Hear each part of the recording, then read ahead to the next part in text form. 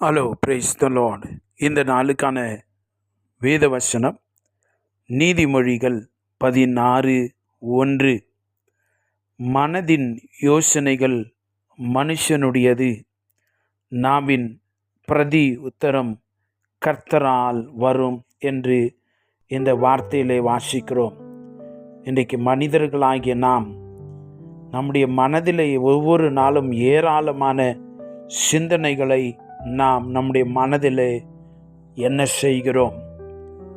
தேவன் நம்மை மனம் கொண்டவர்களாய் படைத்திருக்கிறார்.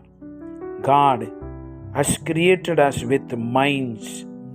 With that we can dream, strategize and decide. மனதை கொண்டு நாம் தரிசனங்களை, கனவுகளை காண, நாம் திட்டமிடுவதற்கு, தீர்மானிப்பதற்கு என்று தேவன் இந்த மனதை நமக்கு கொடுத்திருக்கிறார். ஆனால் நாம் மனதில் என்ன தீர்மானித்தாலும், நெகேமியா அப்படித்தான் எருசலேமை திரும்ப கட்டுவதற்கு அவர் திட்டமிட்டார். அப்போஸ்தலனாகிய பவுல் தன்னுடைய மிஷனரி பயணத்தை கூட அவர் திட்டமிட்டார். நீதிமொழிகள் 21:5 ஜாக்கிரதை உள்ளவனுடைய எண்ணங்கள் பலனை கொண்டு வரும் என்று சொல்லி திட்டமிடுகிறதை நாம் பார்க்கிறோம். இயேசுவாகிய நம்முடைய தேவன் கூட நாம் ஒரு காரியத்தை செய்வதற்கு முன்பு கணக்கிட வேண்டும் என்று சொல்லி லூக்கா 14:28 வாசிக்கிறோம். ஒரு மனிதன் கோபுரத்தை கட்ட மனதாயிருந்தால் அவன் முந்தி கணக்கிட மாட்டானோ என்று சொல்லுகிறதை பார்க்கிறோம். எனக்கு அன்பான தேவனுடைய பிள்ளைகளே, ஆனால் இந்த மனதின் எண்ணங்கள் அவைகளெல்லாம் ஒரு குறிப்பிட்ட வரையறுக்குள்ளே இருக்கிறதை நாம் தெரிந்து கொள்ள வேண்டும்.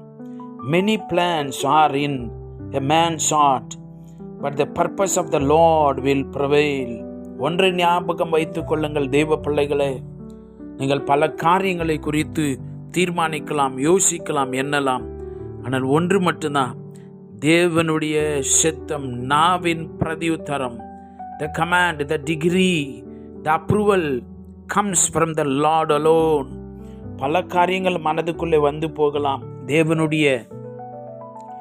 அவருடைய தீர்மானம் தான் கடைசியானதாக இருக்கிறது, நம்முடைய யோசனைகள் அல்ல. We never say that my ability, the plan is final. No, God's will is the final one. அதனால் எனக்கு அன்பான தேவனுடைய பிள்ளைகளை நாம் தீர்மானிக்கலாம். ஆனால் நம்மை தீர்மானிக்கிறதே முடிவல்ல.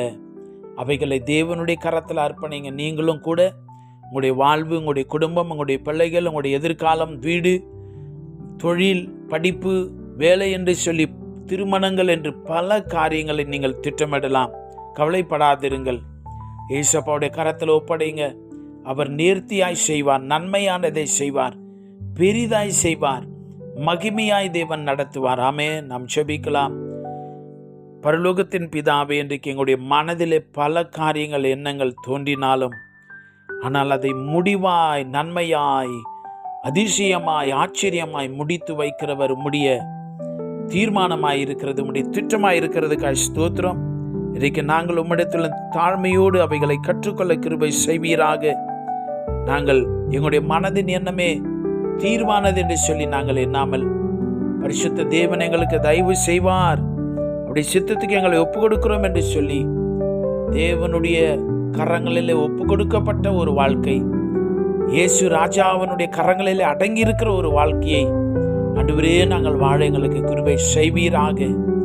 உம்முடைய நாவின் பிரதியுத்தாரம், உங்களுடைய கட்டளைக்கு நாங்கள் கீழ்ப்படிய கிருபை செய்துள்ளோம் ராஜா. உமக்கு நாங்கள் நன்றியை செலுத்துகிறோம். இயேசுவின் நாமத்தில் ஜெபிக்கிறோம் பிதாவே. ஆமென். God bless you.